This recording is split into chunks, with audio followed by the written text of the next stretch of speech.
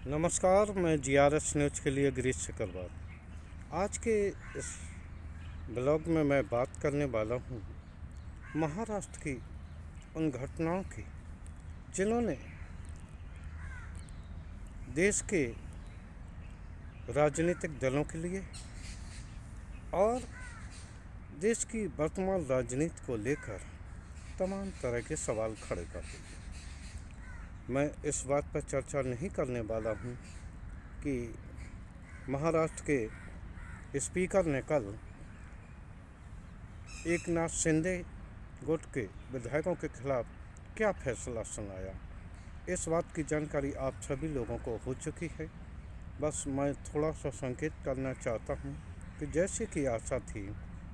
वैसा ही फैसला अध्यक्ष ने सुनाया है, यानी कि शिंदे सरकार बच गई है और वो भी विधायक है, वो भी सरकार जिससे कि माननीय उच्चतम न्यायालय ने असंवैधानिक सरकार कहा था, वो सरकार भी अब सुरक्षित है। खैर, मैंने आपसे पहले ही कहा कि मैं इस बारे में कोई चर्चा करने वाला नहीं हूँ, लेकिन अध्यक्ष के फैसले से जो कुछ निकला है उसने निश्चित तौर पर क्षेत्रीय छत्रपों, उन राजनीतिक दलों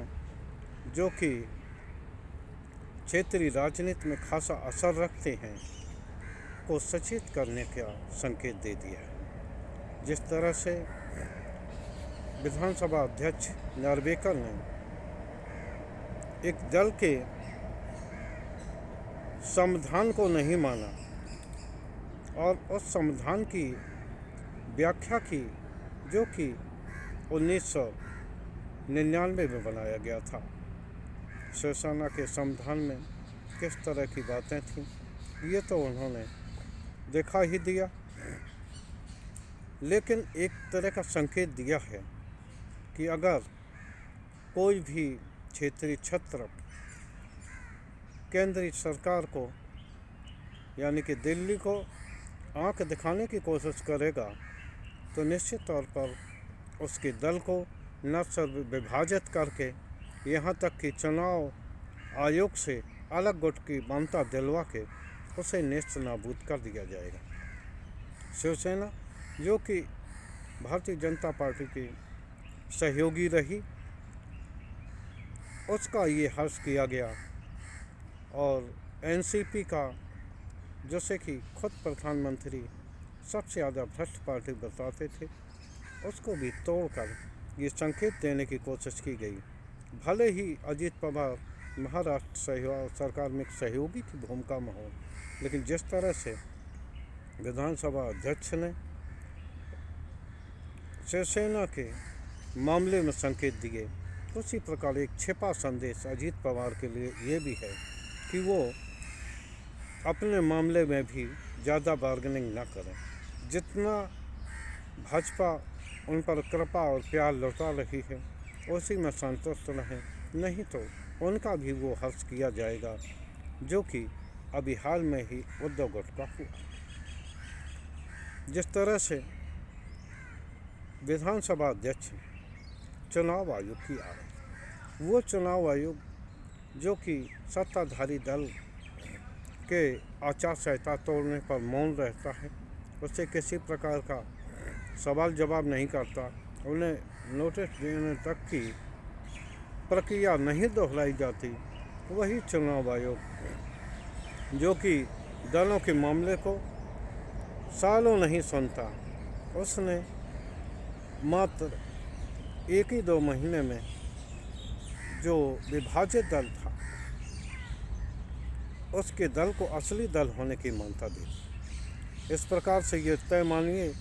कि अब किसी भी दल जो कि क्षेत्रीय दल हैं और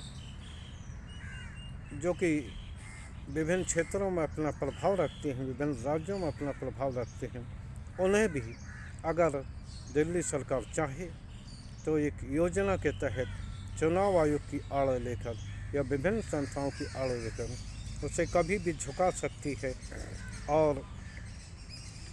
निश्चित तौर पर उस दल का विखंडन कर सकती है। ये एक महत्वपूर्ण संदेश किया है।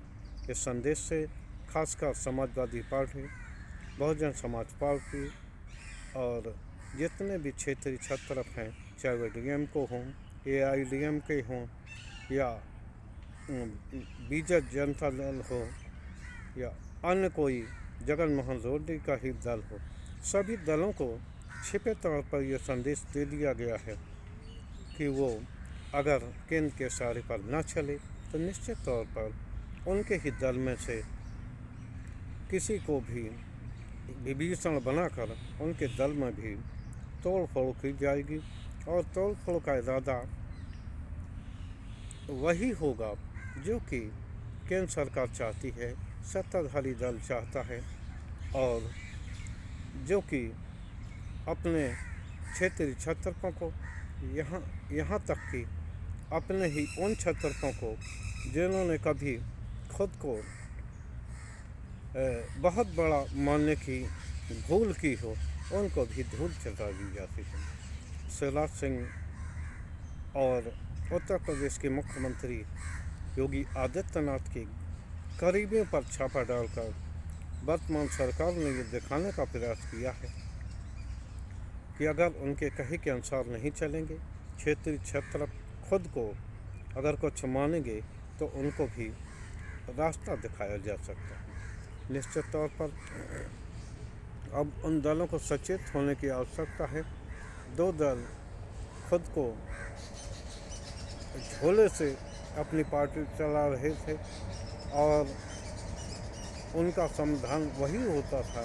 जो कि उनके संस्थापक चाहते थे, उनके पार्टी के प्रमुख चाहते थे। लेकिन अब महाराष्ट्र से ऐसे ही संकेत मिले हैं कि उन पार्टियों को सचेत होना पड़ेगा, क्योंकि शिवसेना मामले में विभाजन को जो 2018 में उद्धव ठाकरे ने जो संशोधन किया था, उस बात की पुष्टि उन्होंने राष्ट्रीय कार्यकारिणी की बैठक को बुलाकर नहीं दी, यानी कि विधानसभा अध्यक्ष ने दल के अंदरूनी कार्यों को भी हस्तक्षेप करने का माध्यम बना लिया है। निश्चित तौर पर उन दलों को भी अब सचेत होना पड़ेगा जो कि जिनका कि कहा ही पार्टी में सब कुछ माना जा सकता है। हो सकता है कि केंद्र सरकार ऐसी पार्टियों को न सिर्फ विभाजित करे और उनमें भी विभाजन करा के अपने श्रद्धा के अनुसार अपनी ओर मोड़ ले,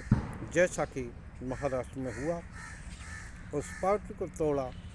उस भारतीय जनता पार्टी ने उस शिवसेना को तोड़ा जो कि हरदम बिना कहे और बिना सोचे विचारे उसके साथ हिंदुत्व के सहारे खड़ी रही।